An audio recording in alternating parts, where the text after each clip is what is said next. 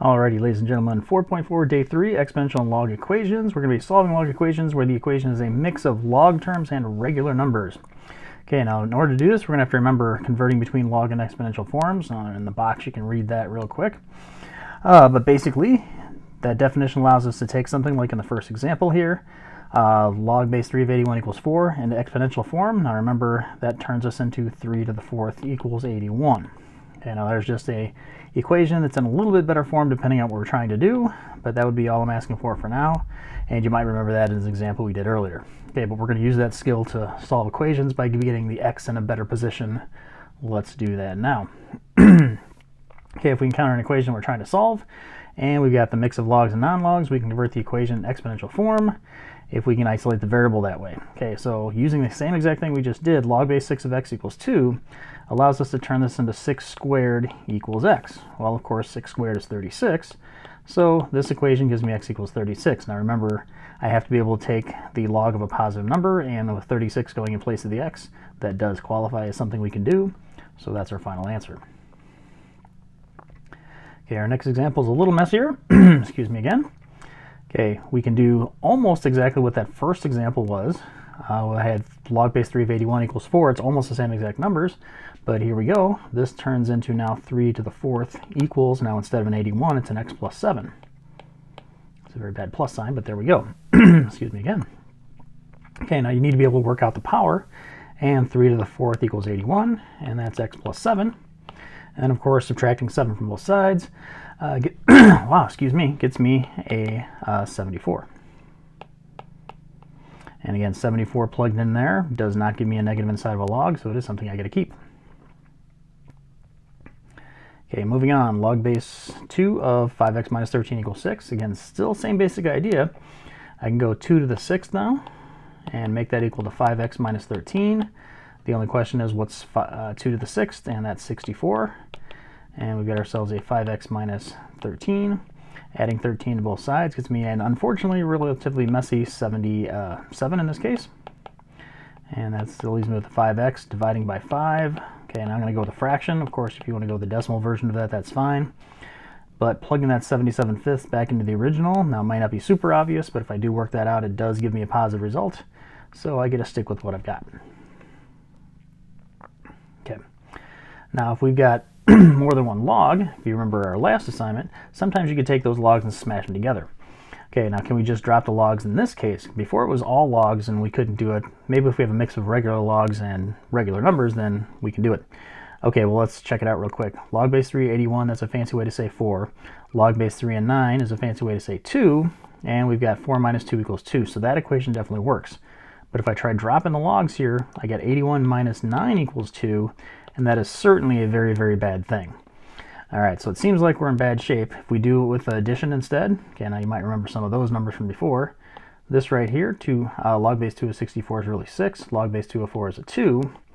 So really this is saying 6 plus 2 is 8, which obviously is true. But if I drop the logs, I'm looking at 64 plus 4 equals 8. And again, just like the last example, that's really, really bad.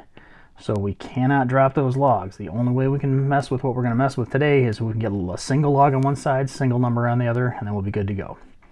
So condensing is going to come into play again. Here we go. Okay, log base 6 of x minus 5 plus log base 6 of x equals 2. Okay, again, we can condense those guys down to log base 6.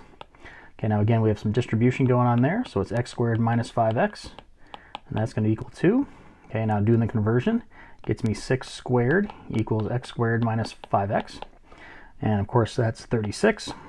Okay, now you may do this in slightly less steps than I'm showing, but here we go.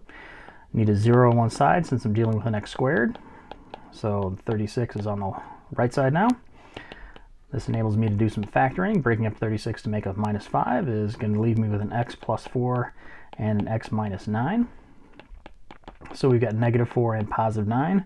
Now again, we want to make sure that any x value we plug in doesn't give me a negative inside of our logs. And plugging in negative 4 does give me negatives, so we have to throw that guy out. So let's red him out. However, the 9, if I plug the 9 in, whoops, that's the wrong shade of blue. If I plug the 9 in, I do get positives in both cases, so it is presumably something that's good. Obviously, to check it for real, you plug it in and work everything out. But anyway, there we go. Okay. Same thing here. We've got a log plus log. Now it's going to require us to do a little bit of FOIL right here because we are doing log of a binomial plus log of a binomial. Okay, at this point I've got log base 6. Foiling these guys out gets me x squared. And then I'm going to get a plus 3x minus 4. And that's going to be equal to 1 on the other side. Okay, now again, just do that conversion. I have log of something equals a number, so you can go subscript, which in this case is the 6, to the number on the other side, which is 1, equals x squared plus 3x minus 4, the thing inside the log. Okay, now the 6 to the first is just 6, so I'm kind of doing a non-step right there, just dropping the 1. And if I subtract 6 from both sides at this point, I get 0 equals x squared plus 3x and then minus 10, which is a nice factorable sort of thing. If I go with x minus 2, x plus 5, I get that, and I get 2, and negative 5 is my results. However, again, checking the positive 2 seems to work. The negative 5, though, does give us some bad stuff, so we do have to throw out the negative 5, and we have a final answer of x equals 2. Alrighty, one more to go here, and yep, that's the last one. So here we go. Okay, log base 5 of those guys. Now this is a subtraction, and this will be the first one of these, like we had that today. So anyway, log base 5. Now again, it's a subtraction, so that's going to become a quotient. Okay, now because I do have a subscript and a quotient, I am going to use parentheses to help separate things, but now I've got x minus 5 over x plus 7, and then this equals 2. Okay, but same concept still holds. I've got log equals number. So I can take the subscript to the number on the other side power equals the thing inside the log.